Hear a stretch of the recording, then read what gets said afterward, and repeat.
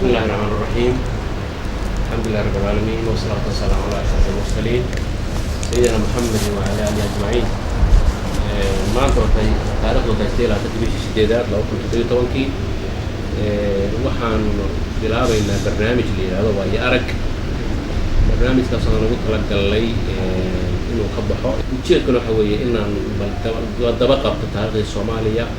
dadkii waa aragga ahaa oo ka soo joogay inaan wareysano barnaamijkaas ujeedkiisu waxa weeye inuu wareysto noocyada kala duwan oo muhiimadaha dadku soo mareen qofku xoolaha ka soo shaqeeyo beeraha ka shaqeeyo kalluunka ka shaqeeyo dowladda ka shaqeeyo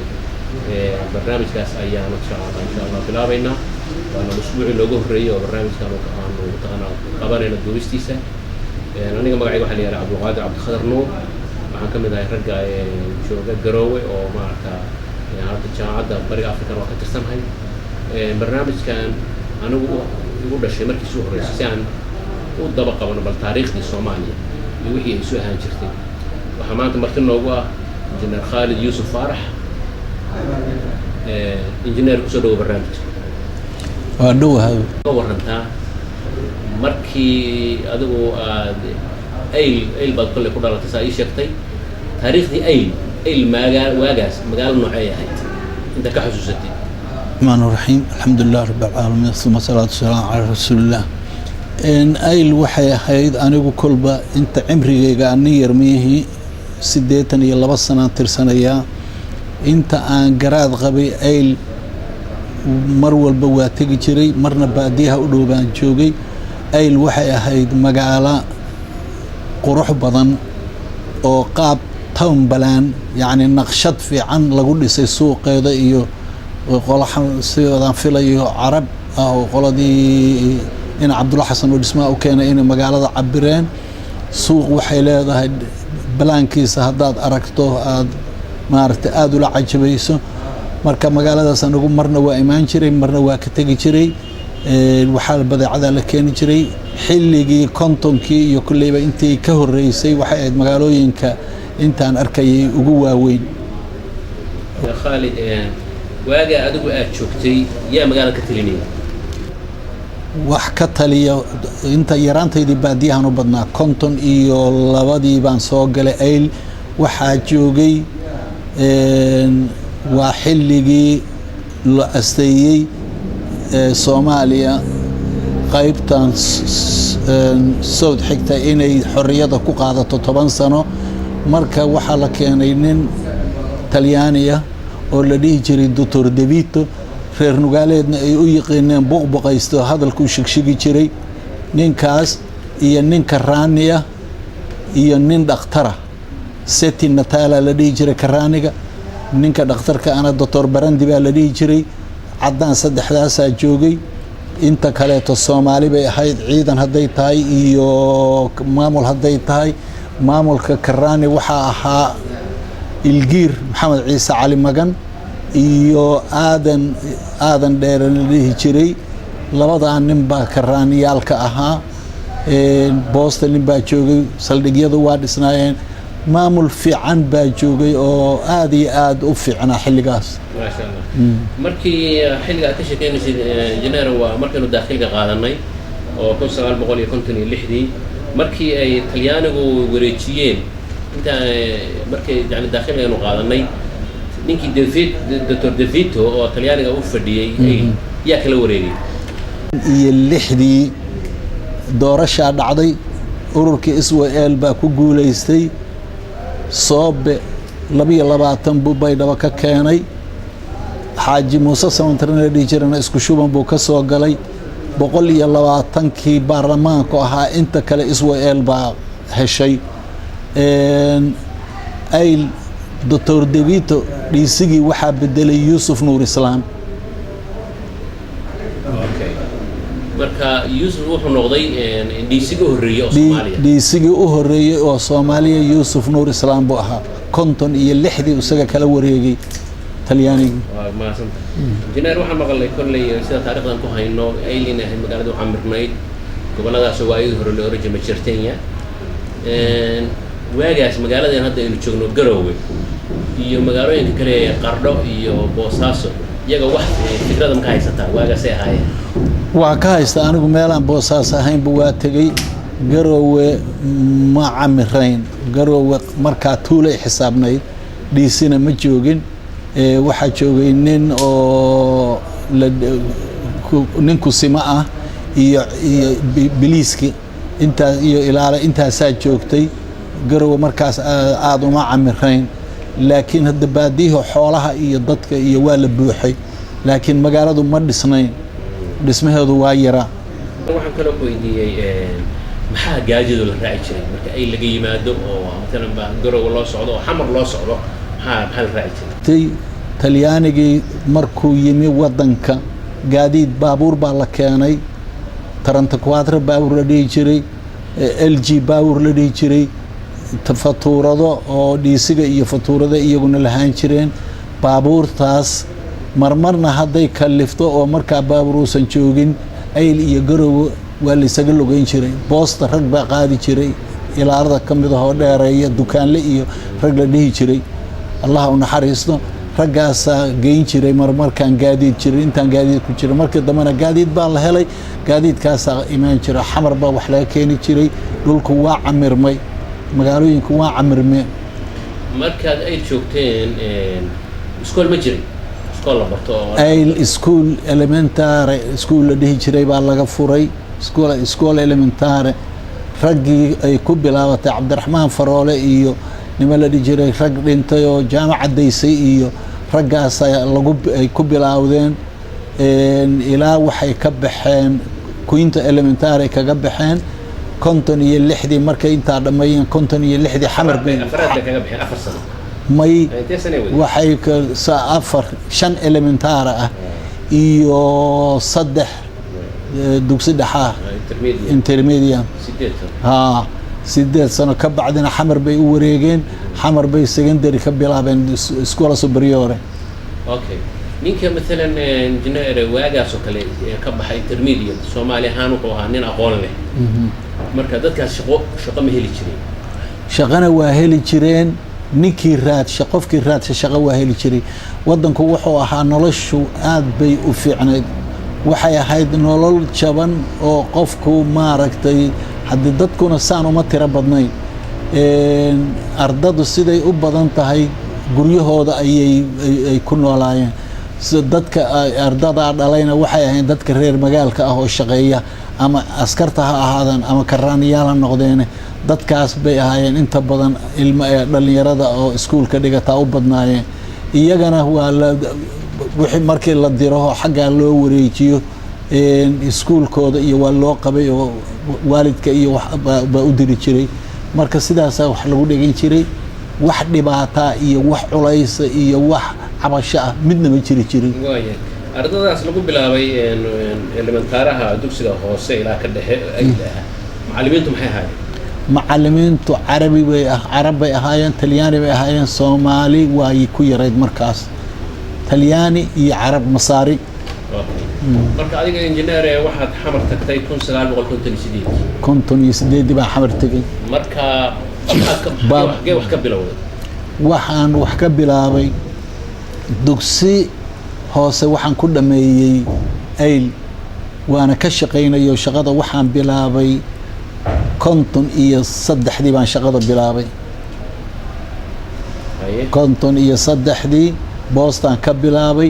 ninkii buqbuqaysta aan idin ku sheego dhiisiga ahaaba nin boostaalaha oo aadan la dhihi jiray aadan axmed rooble oo boosta karaani ka ahaaba wax ii diray magaalada wax iiga diray xafiiskana soo xaaqiri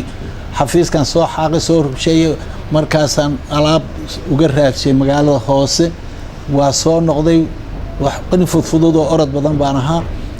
markaan u imi baa waxa nagu soo baxay ninkii dhiisiga ahaa oo danaynaya boosta bal wax qabaaro ku timiyo waxaas boostaalaha la taagnaa saas oo timahayga wuxuu yiri ilmo timo jilicsan baa anigu ma garanayo hadalkiisa laakiin waxaan u qaatay inuu leeyahay timo jilicsan buu leeyahay waa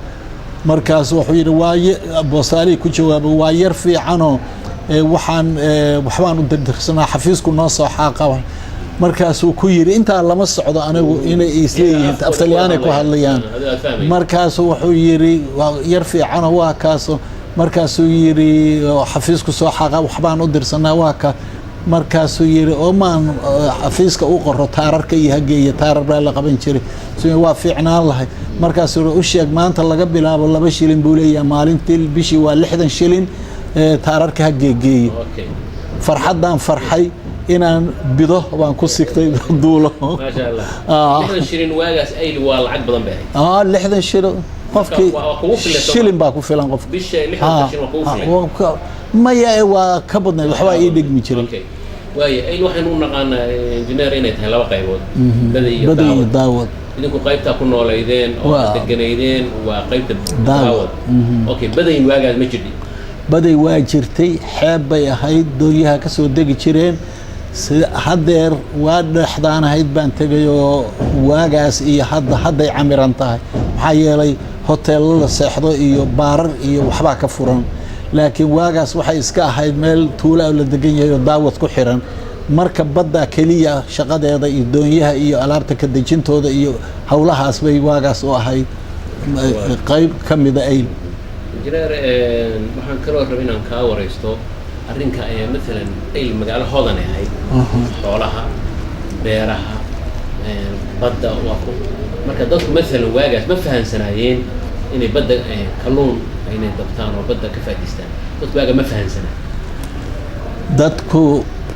annaga haddaan Soomaalinahay hadda waa la ilbaxay waagi hore badda dadka ku xiran waa la yasi jiray waxa la dhihi jiray jaaji dabato jaaji waa la dhihi jiray marka kalluunka ay cunaan dadka kalluunka cunana runtii waxbaa ka jiray oo kalluunka qofka cuna oo kalluunka ka soo uri jiray markaas waa ka carari jireen urkiis waxay dhihi jireen caana hadday u soo doontaan weelkan sidaan idin ku shubno marka takoor baa ku jiray marka badda looma badnayn waqti xoolaha loo badnaa xoolaha la sii kala jeclaayo waliba geela la jeclaa waxaa kaloo igu maqaala raggii soo maray degmada ayl oo Yusuf Nuur Islaan oo gudoomiye hore baa u tiri waxaa kaloo isna la sheegay diriya waadan inuu isna mar soo maray arrintaas war ma hayst diriya oo aadan ururkii Israel maadaama talyaanigu uu wadanka maamulkiisa kore hayay ururkii Israel gaalada waxay u yaqaaneen qofkii u taga qof doofaar u tagay heerkaasay ka taagnaayeen marka gaalada uma tagi jirin Israel iyo qof Soomaalinimadu ku weyn tahay gaaladii iyo dadkii marka waa qaybsameen oo wax dad gaaladii la shaqeeya wadankii kala shaqeeya waa la waayay rag odayaal ah oo diiriya aadan ka mid yahay ayaa laga qaybshay inay la shaqeeyaan oo wixii wadanka laga qabanayo ha kala xiriiraan dadkana la soo xiriiraan gaaladana la xiriiraan jidad baa la sameynaya garoon baa la sameynaya hawlahaas oo dhan baa jira raggaasaa la shaqeyn jiray diiriya aadan iyo rag maaragtay dhowr ah oo odayaal ah oo waliba muxtarimiin ah waagaas horta saan ku maqashoonahay dadku aftalyaaniga rag badan baa yaqaanay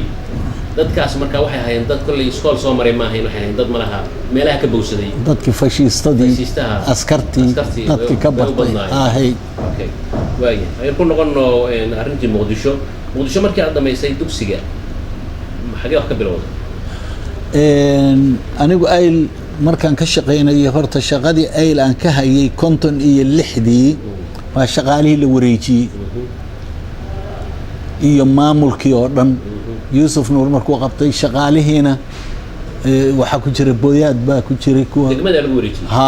kulligood oo dhan waxa shaqaali waa la biyantooni iyo xafid ku mid kale iyo magacyadaas loo baxsho oo lagu wareejiyay aniga magacaygu waa laga waayay waa mucjiso shaqalaha halka kaaga dhacday shaqalaha marka anigu ma naxin laakiin magaaladii aad baa looga xumaaday ma malayn karis waxaana nin bashaasho oo magaaladu jeceshahay oo orod badan oo ciyaar badan marka magaalada waa ka xumaad aad baa looga anigu ma naxin bas doon baa markaa tiilay xeebta ay baday markaasaan doontaan raacaya sanduuqaygii baan qaatay waa lay qalqaaliyey intaa waa layla shaqeynay waa layla ordaya xamar baan u socdaa ilaa xildhibaanadii baa jira xaaji aadan iyo xaaji maxamed cabdullahi islaan iyo xaaji abshir waraabe iyo haddii alle waa kuu rooya cabdirasaaq xaaji xuseen afartaasaa ka galay nugaal ها الله هالك عبد الرزاق حاج أبشر وقروه حاج آدم يا حاج محمود نوا أيل بس دون تاسع راعي وصفي عم بليق الغالية ولا لا أرضي دون تشرعها دون تشرعها دوي عثمان بنتي اللي دي شري وحبر الشدة شوقي خلاص صار المعالي الدماء اللي دي شري مركا دون تاسع اللي يقول الغالية دون توا راعي أفر عشان شدك كوسيجر بدك كوسيجر إلى مقدشو مقدشان كدقي dad badan waa la ii yimi nin qarbadu say leeyahay dadka igu soo hormaray meel baa la geeyay guri baa la geeyay waa la soo dhaweysay adan marna malayn karayn adigu arintii xujeydii baan uga tagnay xildhibaanada ahay xildhibaanadii waxay ila tageen wasiirkii boostada iyo isgaarsiinta iyo maaragtay iyo may ha daaqiligi xukunka daaqiligi adigu ninka wasiirka laba wasaaradood buu isku hayay laakiin boostii isgaarsiintan ka xasuustay waxa saan warka ku hayay 6 wasaaradood ha hay laba isugu hayeen bas ninkii baa loo geeyay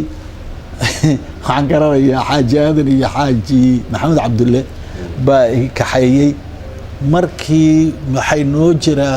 wasiirku meeshuu fadhiyo wuxuu u jiraa midha 30 mitir albaab halkaas ka soo orday jacayl la isu qabo iswayl ma sha Allah dadka waxa jacayl iswayl ay isu qabaan ma malayn karayso halkaas ha qabiil wax la yiraahdo isagu waa bacd al kufri waxa qof afkiis ka soo baxa ma sha Allah marka adigu wasiirkii uu xilkii la wareegay nin expert oo Talyaaniya baa la shaqeeya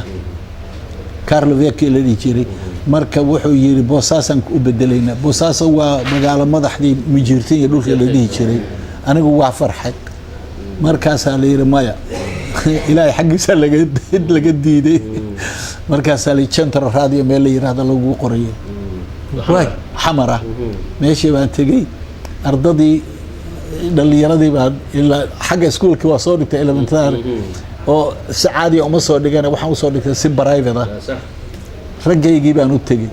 xirsi cadaysagaan iyo kamid ragga maasha dhiganaya ma garatay Cabdiraxmaan Farooliye waa ku wada jiraan bas Instituto Técnico Industrial School la yiraahdo baan tagay oo farsamo ah mechanic dugsi farsamada mechanic section qaybta mechanic kuwa dhismay ahaayeen kuwa xaasay ahaayeen bas halkaasan ka bilaabay 3 sano waan ku dhameystay halkaas ma waxbarasho mise waa shaqo waa waxbarasho habeenkii waan shaqeynayaa galabtii 12 saac baan tagayaa waaga igu bariyay shaqo waxbarashadiina sub markaasaan inta makhaayad ka quraacdo ka tagayaa kowdan ka soo baxaya waa soo lugaynayaa adigu 24 saac 2 saac baan ka seexan jiray inta kale soo jeed shaqo iyo waxbarasho 3 sano baan ku dhameystay marka secondary miya gaadhay secondary weeye waa secondary ha waa ii dhama marka shaqada waa la iga bedeliyaa category-ga oo ha waa dalacaya awal waxaan qaadan jiray 90 shilin ma garatay markaan iskuulka dhameeyo waxaan tagayaa 310 350 soddon baa laga goor 320 baa ay haraysa category waxaan tagayaa shaqaalaha permanentiga baan dalacaa C10 hay okay wasaaradda marka aad hoos imanaysa waxay wasaaradda boosta iyo isgaarsiinta marka shaqadii halka ka sii wadatay aad waxbarashada dhameysay mise waa ka tagtay maya waxbarashaan anigoo shaqaala ama waxbarasho Itaaliya helay wax badan kuma maqnayn 10 baan ahayn iskuulka yagii iskuulkii waxbarashada waa naga xumaatay waxa iska ahayd waxbarasho maaragtay course annaguna course ma rabina waxaan rabnay jaamacad adigu diploma idin qaaday diploma hay ma waqti yar ka bacdi waa soo noqonay okay hadda soo noqotay ماشي ما يكون نقطة ماشي ما شقدي كبلابي اوكي markaan meeshii shaqadii ka bilaabay waxaan sameeyey waxaa la yiri tartan baa jira madbacada loo tartamaya imtixaan baa la gelayaa Russia la aadaya madbacada Russia keenay waxaa la rabaa dad makiinadaha iyo far la soo baro anigu raggi baan ka noqday dadkii u horeeyay la qaataan ka noqday Russia tagnay Moscow marka halkaas waxaan jiray sanad iyo barmiyaan jiray ma waxbaan jiray intay hadda waa iga kala dhisay adigu marka calanka ma qaadanay ya calanka ma la qaatay marka calanka waa qaadanay shan iyo lixdankii weeye shan iyo lixdankii weeye marka shaqadii waxbarashadiina loogu talagalay annagaaba ka hirsareynay ilaa Instituto Técnico Industrial ka soo baxay makiinadii kaliya waqti yar baan qaadanay markaas ay dadkan dad waxa weeye diyaar ahaa xagga makaaniismi marka makiinadii kaliya nala baray madbacadii aniga bajaadna mid la yiraahdo tan madbacada wax soo warqadaha soo saar taas soo bartay جنرال واجس ومر هراء يعني أنا أفريقيا هي عالم قاعد شو بيحجلين وطن أفريقيا مركز إنه عالم كمركز إنه قاعد نشان سنة هاي سنة حتى حاجة تكتين ضد مدونة واحدين حاجة لو كنا عندنا حاجة روسيا وحبيراته يعني حاجة وح بروبلما هي وح سوريا ده منا كلام كله ميل إنه قلت لك إنه بانو دجنين isku qol ma deganay qofba qolal yar yar meel baan loo ku tala galay afar baan ahayn marka madbacadaasaan baran jiray qofba wax buu baran jiray anigu noocaasaan baran jiray makiinada ha okay marka Soomaaliya waxaan xasuustaa galabtii baan iskuulka ka imaan jiray waxbarashada ka imaan jiray waxaan imid hotel ila Moscow hotel ها وهوتيل وين marka intaan dharkii iska soo dhigay oo geedi baa igu jirtay iyo kabood dhar culus oo qabow ay intaan soo dhigay oo soo shanlaystay baan waxaan meeshii miiska shaaha laga bixinayay naag raasha joogta fadhida saysaasay iyo aagtay ha markaasay waxay leedahay chelovet niyo dhalinyarada ah etaniyanada intaan soo shanlaysta timahayga anigu ma qababa inay timahayga aniga la yaabad markaas waxay tiri maxaa daawada isugu shubta timaha macna timahay moodaysa inaan daawo marsho saana nuushto ya naturalna volos waa timahayga dabiiciga markaasay tiri oo soo afrikaan ma tihi afrikaan ruuxi moosan inaan timo jecel hay marka iyada wax ku soo baranayo ka soo noqon ma gasay inaan marka xamara timid oo madbacadii ma shaqeynaysa marka madbacadii baa shaqeynaysa raashka uu keenay marka iyadoo aan muddo ka shaqeynay marka maxaa ka soo bixi jiray waagaas joornaal miya ka soo bixi jiray kula ha joornaal baa ka soo bixi jiray ha afsaliyaanu ka soo bixi jiray hay marka dadka wax akhristama badnaayeen waagaas waa la badnaa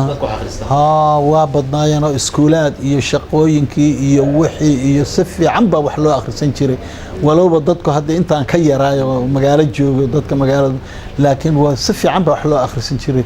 oo waa lagu filaaday dawladnimadii injineer waxaad ii sheegtay hadda kahor inaad SWL ka tirsanay inaad SWL ka tirsanay SWL naadigan kulley 13 nin asaasay waa la yaqaanaa marka adigu qaybtee macnaha xagee ka soo gashay qaybteese maxaa soo qabilsanay doctor waxa weeye anigu nin yar baan ahaa xilligii gobonimo doonkii iyo SWL maaragtay ay joogtay nin yar baan ahaa laakiin nin yar aan ahaadee naadigan ku xiraa naadigu xagee ahaa markaas naadiga kan ayl baan ku xiraa okay marka kan u wareegtay ka mid noqotay ma gelin laakiin mowqifkayga iyo waxaan aaminsanahay weli waa qabay marka habeenkii axadda ayaa ururku lahaan jiray marka inta la imaanayo idaaradu imaanayso baanu naadiga sii garaaci jiray kaalayo imaada durba kala kaankii kurka laga gooye kaalayo imaada halkaasaan ka soo dhaweyn jiray nin yar baan ahaa xilligaas xisbiga waagaas xafiis wuxuu ku lahaa ayl buu xafiis ku lahaa goboladii ma jirtay iyo looran jiray meel kale muxuu lahaa xafiis SYL waagaas xagee ku lahaa xafiisyo aan ay lahayn ma jirin meel ayaan xafiis ku lahayn ma jirin boosaaso garo كل حفيزيه كل اسوء الواقع بسطي ودن وايه markii aad xamar tagtay inkastoo aad yani tii qadiyadii SYL iyo mataqaana halgankii iyo taariikhdoodii mataqaana waxaan waad la qabtay fikrad ahaan haddana jeedka u weyn oo SYL isku tagtay waxay ahayd Soomaaliya inay xorowdo Soomaaliya صح مبدا oo dhankaas u ahaa okay marka mabda'aas nimankii 13 ahaa dadka looga dhaadhiciyay dadka shirarkii yani qaabkee loo gaarsiiyay waxa loo gaarsiiyay horta arintu waxay ka bilaabatay nimankii 13 ahaa oo madaxda u ahaa Yaasiin Xaaj Cismaan ninkaas wuxuu ahaa nin cajiib ah ma ahayn nin caadi ah ninkaas hoggaan buu noqday markiiba rag la mabda ah buu helay haddee raggii 13 ahaa liis bay ku yaaleen oo waa la wada heli karaa magacyadoodii nimankaasu mabda'aas way ku adkaadeen dadkiina markiiba waa ka dhaadhiciyeen dadkii wuxuu qaatay mabda'ii SYL waxayna ka bilaabatay SYL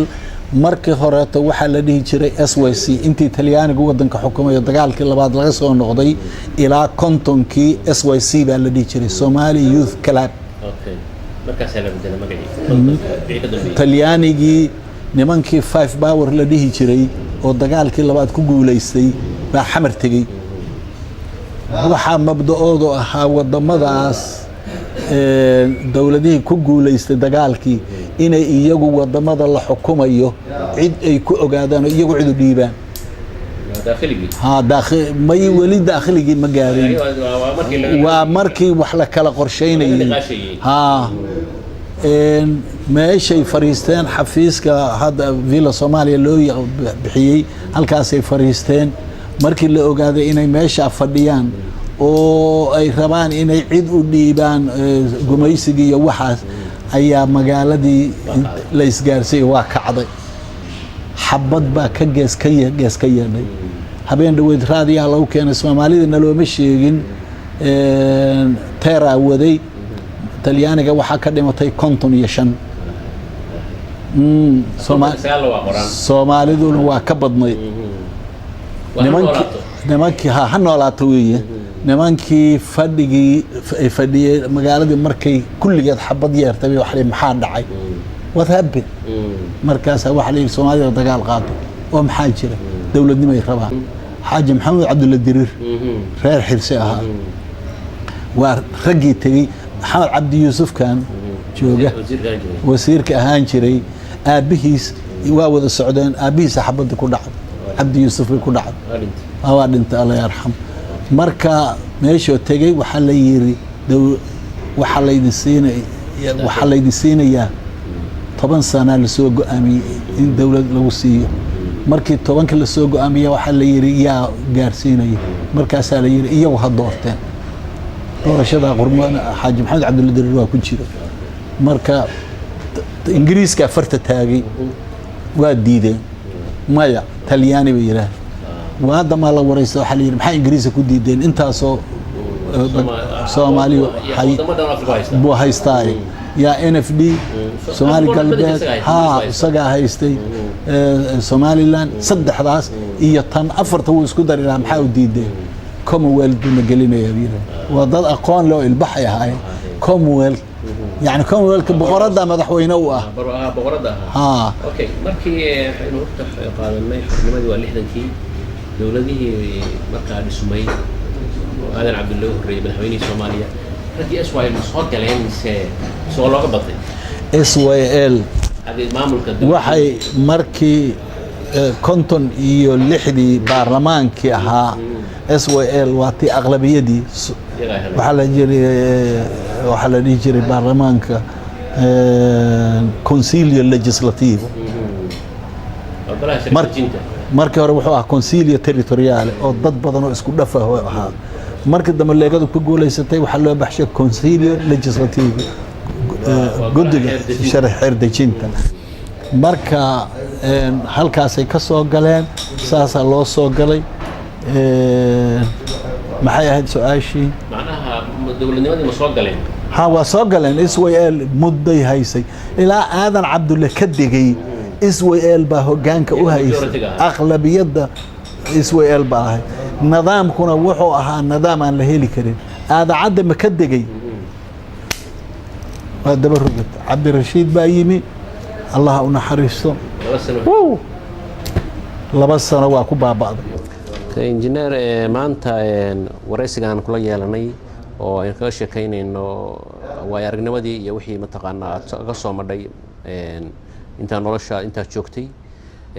maanta qaybta hore intaas ku deysanaynaa insha Allah qaybta hore intaas ku deysanaynaa waxaynu geli doonaa qaybta labaad insha Allah usbuuca soo socda waan ku mahadsan tahay dadweynaha daawanayna waxaan leenahay barnaamijka insha Allah wuxuu noqonayaa mid usbuuci marbaxa oo aanu ku fiirinayno dhinacyada kala duwan oo mataqaanaa nolosha dadku khibradda ay u leeyihiin barnaamijkaasi waa mid aan rabno inaan dhalinyarada maanta ay ku ogaato waxaynu ahaan jirnay insha Allah intaas ayaan ku soo gabagabaynaynaa. Wassalaamu calaykum waraxmatullaahi wabarakaatuh.